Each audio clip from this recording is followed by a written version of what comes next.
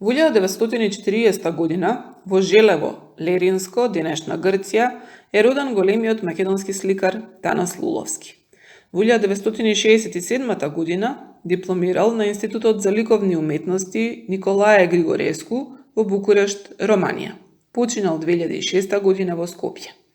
Во делото П-78 на монохроматски обоената сива позадина насликани се 3 хиперреалистички предмети, картонска кутија, предмет замотан во црна најлонска кеса и еден мал глобус. Оваа слика е во духот на во слава на предметното, која како идеја на преокупација е карактеристична за Луловски. Тој ги одбира обичните предмети од неговото секојдневие и ги претвора во сведоштва на постоењето и екзистирањето. Човековата фигура недостасува од неговите слики, но објектите се доказ за трагите кои тој ги остава.